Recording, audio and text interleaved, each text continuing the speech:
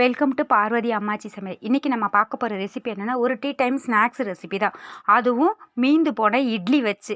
இந்த இட்லி நம்ம என்ன செய்வோம், மீந்து போச்சுன்னா நம்ம சூடு பண்ணி நம்ம சாப்பிடுவோம், இல்லைன்னா உதுத்து நம்ம உப்புமாவை செஞ்சு சாப்பிடுவோம். அது இல்லாமல் இப்படி ஸ்நாக்ஸாகவும் நம்ம செஞ்சு சாப்பிடலாம். வாங்க வீடியோக்குள்ளே போவோம். இந்த ஸ்நாக்ஸ் ரெசிபி எப்படி செய்கிறதுன்னு பார்ப்போம். இதுக்கு முதல்ல ஒரு 4 இட்லி, மீந்த இட்லி, நம்ம காலையில் செஞ்ச இட்லியாக இருந்தாலும் பரவாயில்ல, முதல் நாள் செஞ்ச இட்லியாக இருந்தாலும் பரவாயில்ல, அதை பூரா நம்ம என்ன செய்யுங்க, நல்லா பிச்சு மிக்சியில் போட்டு அப்படியே லேசாக விப்பரில் போட்டு, தண்ணியெல்லாம் ஊற்ற தேவையில்லை, லேசாக விப்பரில் போட்டு அரைச்சி எடுத்துக்கோங்க.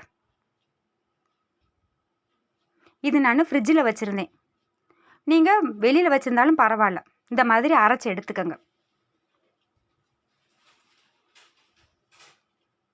அரைச்சி எடுத்துக்கிட்டு இதுக்கு ஆப்பசோடா, தயிர் எதுவுமே தேவையே இல்லை. இதுக்கு நான் இந்த அளவு கடலை மாவு கொஞ்சம் கொஞ்சமாக நம்ம போட்டு பிசைஞ்சிக்கிட்டு தேவைக்கு தக்கன போட்டுக்கலாம்.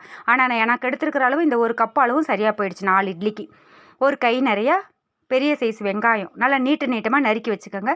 கொஞ்சோண்டு கருவேப்பிலை, மல்லி இலை அதுவும் கொஞ்சம் போட்டுக்கோங்க. 2 பச்சை மிளகாய் காரத்துக்கு தகுந்தபடி. கொஞ்சோண்டு ஜீரகம், ஒரு 1/4 ஸ்பூன் ஜீரகம் அதையும் போட்டுக்கோங்க.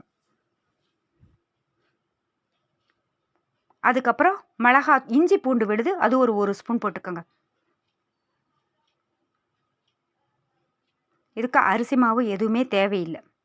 1 ஸ்பூன் மிளகாத்தூள், பச்சை மிளகா வேற போட்டிருக்கோம், காரம் பார்த்து போட்டுக்கோங்க. கொஞ்சோண்டு மஞ்சப்பொடி, ஒரு 1/2 ஸ்பூன் மஞ்சப்பொடி, கலருக்காக. தேவைக்கு தகுந்த உப்பு, அவ்வளோதான்.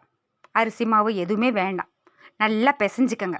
தண்ணி தேவைப்பட்டால் கொஞ்சமாக தெளித்து பிசைச்சிக்கோங்க. ஏன்னா நம்ம இட்லியிலேயே தண்ணி விடும். கொஞ்சமாக தெளித்து பிசைஞ்சிக்கோங்க. தெளித்து பிசைஞ்சிங்கன்னா நல்லா கெட்டி தன்மையாக வந்துடும். இதில் நம்ம கொஞ்சோண்டு எண்ணெய், நல்லா ஏற்கனவே நம்ம சூடு பண்ண எண்ணெய் இருக்குது பார்த்திங்கன்னா, அதையும் போட்டு பிசைஞ்சிக்கோங்க. நல்லா கரகரன்னு இருக்கும். இது இந்த பக்கோடா பார்த்திங்கன்னா உங்களுக்கு நம்ம இட்லியில் செஞ்சோம்னு சொல்லவே முடியாது, நல்லா இருக்கும். எனக்கு தண்ணி லேசாக கூட தேவைப்படலை, கொஞ்சோண்டு தான் தேவைப்பட்டுச்சு, 1 ஸ்பூன் தான் தேவைப்பட்டுச்சு. அதிலே போட்டு நான் பிசைஞ்சிட்டு இதே மாதிரி நல்லா ஹீட்டான ஆயிலில் போட்டு பொரித்து எடுத்துட வேண்டியதான். ரொம்ப மிதமான ஆயில் வச்சிடாதீங்க, பிரிஞ்சிரும் உங்களுக்கு. நல்லா ஆயில் ஹீட்டாக இருக்கட்டும். ஹீட்டான ஆயிலில் போட்டு நல்லா கோல்டன் ப்ரௌனாக பொரித்து எடுத்துருங்க. இது நல்லா கரகரன்னு ரொம்ப நல்லா இருக்கும். கண்டிப்பாக நீங்கள் ட்ரை பண்ணி பாருங்கள்.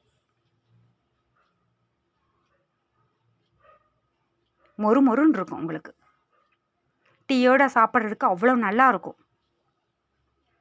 இது நீங்கள் இட்லியில் செஞ்சதுன்னு சொன்னால் யாருமே நம்ப மாட்டாங்க, அவ்வளோ நல்லா இருக்கும். இதே போல் மிச்சம் இருக்கிற எல்லா இட்லியையும் நம்ம போட்டு பக்கோடாவாக பொரித்து எடுத்துட வேண்டியதுதான். மிச்சம் இருக்கிற மாவு கலவை இருக்குது பார்த்தீங்களா, எல்லாத்தையும் போட்டு பொரித்து எடுத்துட வேண்டியதுதான்.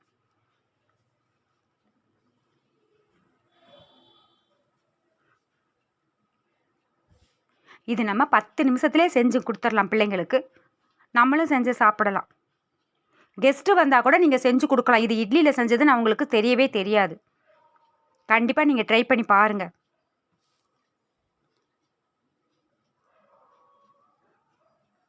இந்த வீடியோ உங்களுக்கு பிடிச்சிருக்குன்னா லைக் பண்ணுங்கள், ஷேர் பண்ணுங்கள், சப்ஸ்கிரைப் பண்ணுங்கள், மறக்காமல் பெல் ஐக்கானை கிளிக் பண்ணுங்கள். தேங்க்யூ.